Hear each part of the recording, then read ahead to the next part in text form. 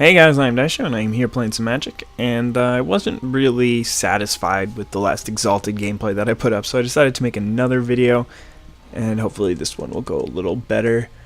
Man, this hand is like weird, and I just don't want to run it, and man, my opponent has 100 cards in his deck.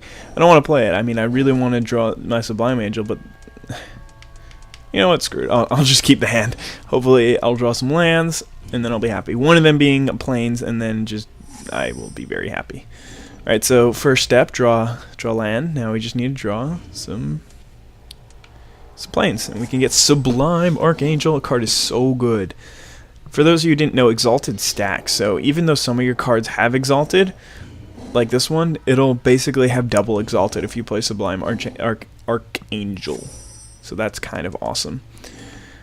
But either way, he's playing mono black, and I have my Knight of Glory, so unless he's got Infest or Mutilate, it looks like I'm going to win this game, because that's how it kind of goes down. I'm considering whether or not I actually want to even play Spirit Mantle next turn, because my dude already has basically protection from his creatures, because his creatures are all black. So that's not really necessary. It's just a +1/+1, and I don't think I should really use it. But I'm not really sure what he's waiting for here. If he's got Mutilate or Infest, he should play it. If not, then he shouldn't. Necrotal is fine. He can't block me. But I mean, it's good because he's going to be able to start racing me. Not that efficiently, but of course, this is really weird. Actually, both of the Exalted games that I've played are against mono black, which is odd because you usually don't face mono black. But I'm not going to waste removal or use a removal spell against him, mainly because against Necrotal, that is. When I just battle for destroyed non-black non-artifact creature, because I can outrace him already, and I want to save my removal since I only have one on make for something bigger, faster, stronger, first member of the DK crew, something like that.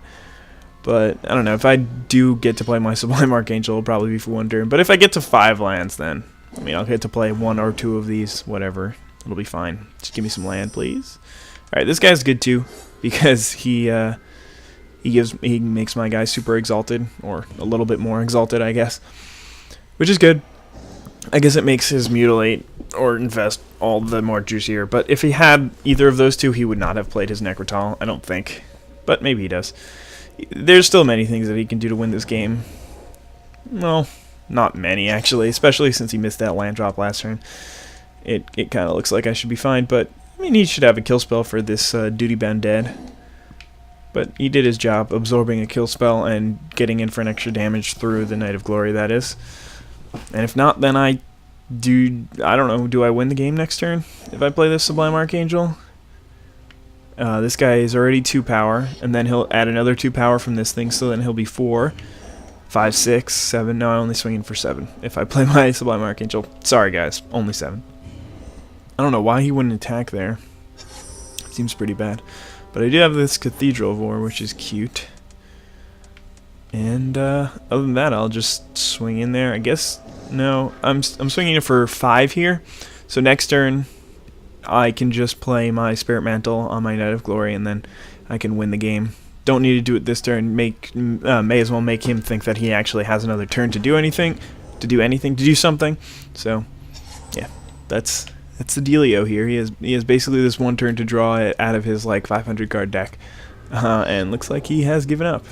Befoul, destroy target land. Oh wow, that's actually pretty good for him. See, if my opponent had actually seen that, he probably would not have quit. Because he easily has another turn. Unless I draw plains, in which case he does not have another turn. But I drew Doom Play. I really like in this game how, instead of in the previous game, when the second you draw a card, Underworld Dreams kills you. But in this game, like, let's say you're playing the red deck, and you're at 1 life, and you draw a card, and it's the Searing Spear that you need to take them down to 0, then in response to Underworld Dream's ability going off, you can actually kill them, which is what's supposed to happen. Oh wow, he's still alive. This guy just does not give up here. I guess I unmake that thing, because I don't want to die. And I can swing in for 4 next... No, I can just swing in for 5 next turn. Alright, I think I'm still okay. Wow, pacifism. I mean, this deck's just a little bit messed up with all the mana and stuff. I don't know. I don't know, man. I don't like it. I mean, I do love the deck. I just don't like the mana stuffs. But anyway, it looks like I managed to avenge myself, riding Knight of Glory all the way home. And that's what you do against, like, Protection is a really overpowered ability. I'm not extremely happy that they put it into this game. You just play a card that's Protection from their deck, and especially since almost all the decks are monocolored, it's game over, and it's kind of dumb. I don't know, I wish they didn't really include that. Because there's almost nothing they could do. I mean, obviously the black deck does have Icy Manipulator, and so does the blue deck, to deal with Goblin Pile Driver, but, like, I don't know, I just wish they didn't have it. Anyway, I'll play some Dream Puppets, because I know you guys all want to see the mill. And the way I have it set up is probably really bad. I tried it 2 different ways so far. Both of them I think were pretty bad. The first way, I didn't have any of the draw, and all I had was exact mill cards and stuff, but that didn't really work out. In this game, I took out almost all of the creatures, but this is actually looking like a pretty good starting hand here. Counterspell, Hedron Crab, Howling Mine, Font of Mythos, and Mind Control, so I'm happy over there. Looks like I'm playing first too, so that's good. Normally, in this situation, if I have a Hedron Crab, you want to play him turn 2 if you don't think you'll have a 2-drop, or if you think you'll be playing a 1-drop on turn 2, because then you just play him and then you play the land to mill him. You don't want to give him the opportunity to shock your guy or something, or like Flame Slash your guy if they're playing a red deck, or Innocent Blood if they're playing the mono black deck. So that's already 3 decks that actually have a way to kill your guy on turn 1, so you may as well get some extra value out of him. But since I want to be able to play Counterspell turn 2 and on, I am just going to play him first main phase. But looks like my opponent has 73 cards or something like that. Yeah, 73 cards in his deck, so makes it a little bit harder to mill him. Especially, like, the first 2 mills are basically nothing. I guess I could have attacked with my Hedron Crab there.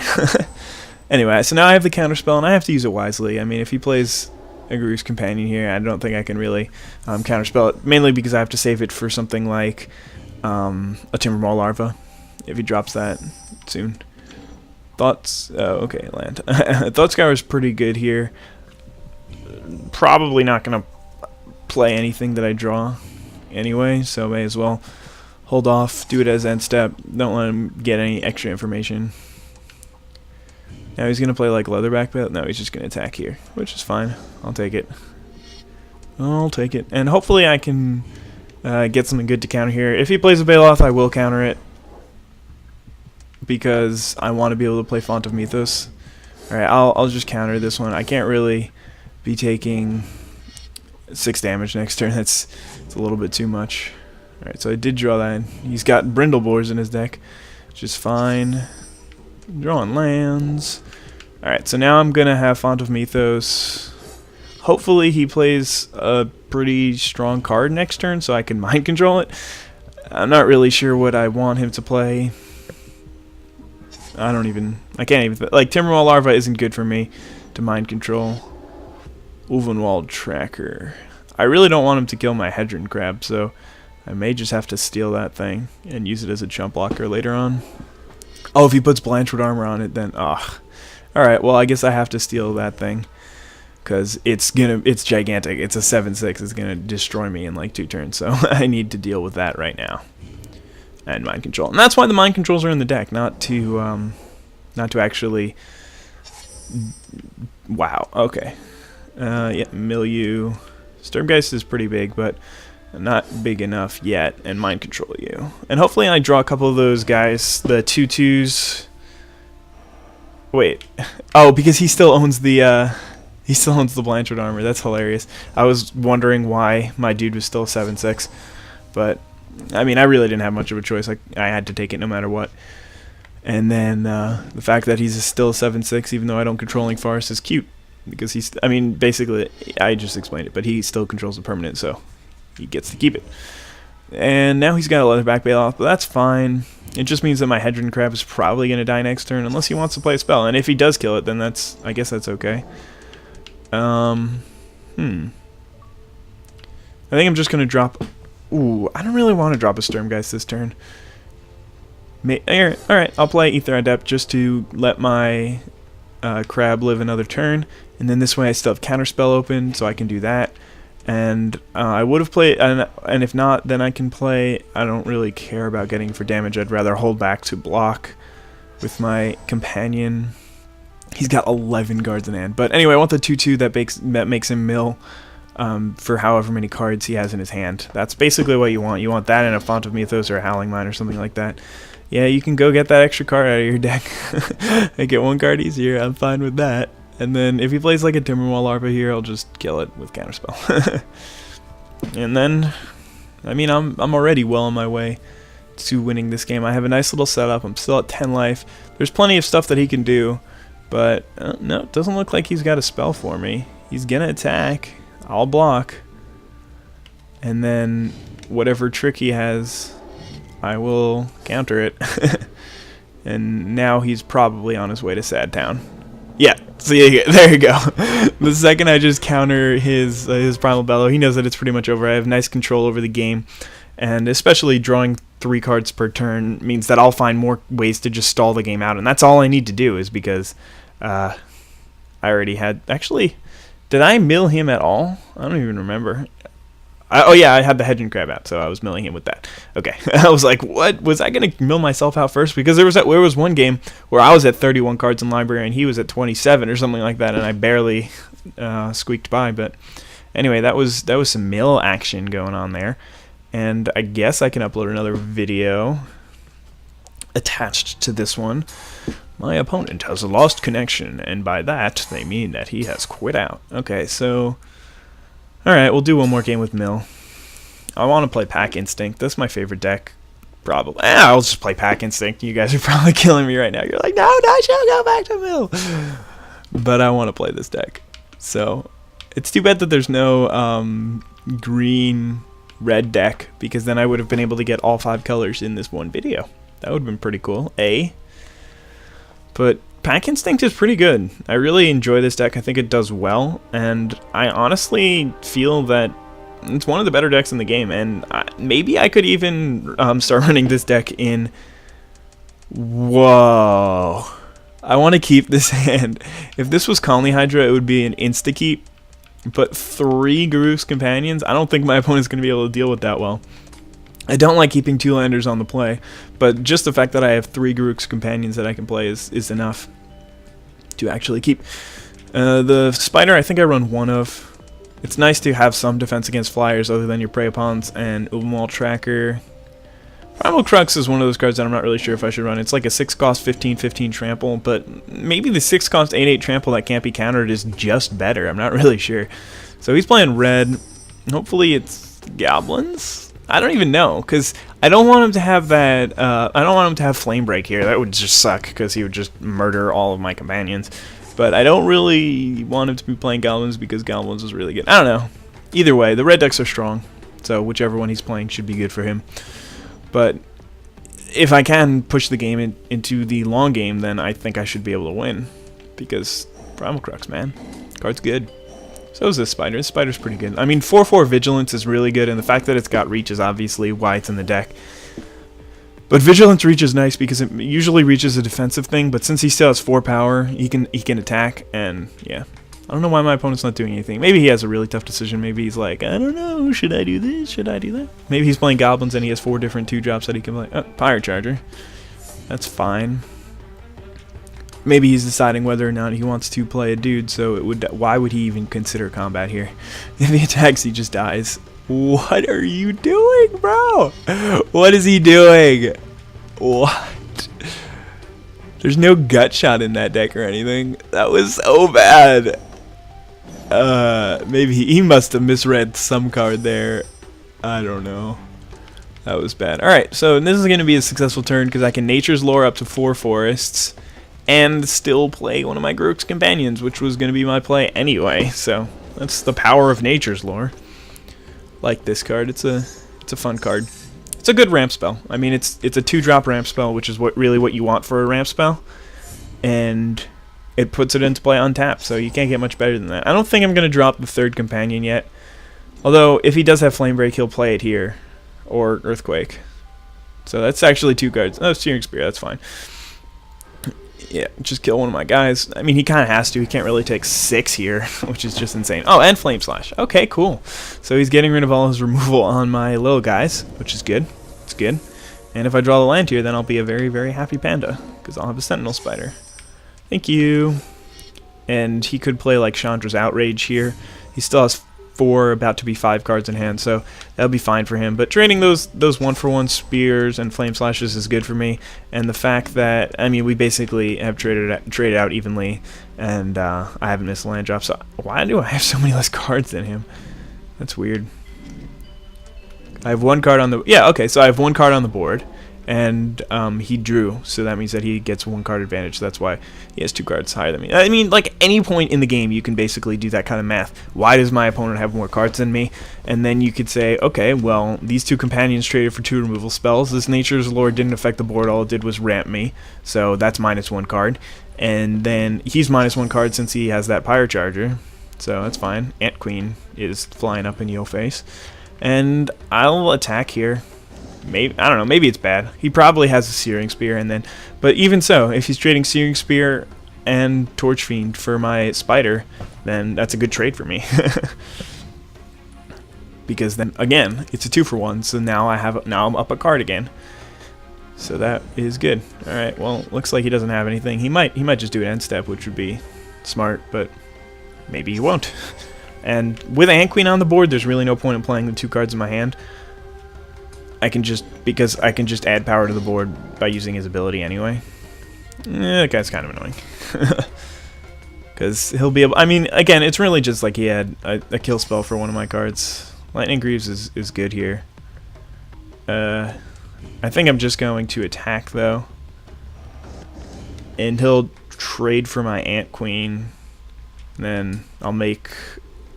He didn't block? What? Okay, well, I'll play this thing, and I guess equip up my Spider? I don't even know, the Queen or the Spider. I guess the Spider, because that's the thing that I want to be trading his 5/4 with. Like, I want to trade my Spider instead of not my Ant Queen. And if he kills it, then I don't really care. Magma Phoenix, okay, that's fine. So if I'm able to draw a land here, then I'm gonna win this game. Okay, so let's just think about it. He's gonna do 5 damage to me. If I don't draw land, he just blocks this with his Magma Phoenix, and he dies. Okay, so I'm not blocking that. I'll take 5 here. He's got 1 mana left. I don't want to block. Continue. Have a nice day. Continue. You can go. Think about it. Is that what you're doing? Yeah, I think it's thinking. Whee! Spider. Anyway, for those of you who don't understand how the game is over, if he blocks my biggest threat, the Ant Queen, then that's 5. And then okay, so finally, timer came back alive. So that's 5. Then the 3 from the Magma Phoenix. So then the 4 from the... Oh, shoot. Pause. Okay. Whew. Close one. Wouldn't have mattered because I can just play my companion and give it haste. But anyway, I had Steven, but then I decided I want a gigantic larva. And that's the way I'm going to go. So my larva actually doesn't even die here because he's just going to become super gigantic. Although, no, even if he blocks it, it still doesn't die. But anyway, there's nothing he can do. Swinging in there was terrible for him. It looks like he still would have been dead, but he didn't know that. So swinging in was just bad, and it doesn't matter because that's going to be the game unless he had instant speed flame slash. Nope, still game. Sorry. Anyway, that's what the green deck does.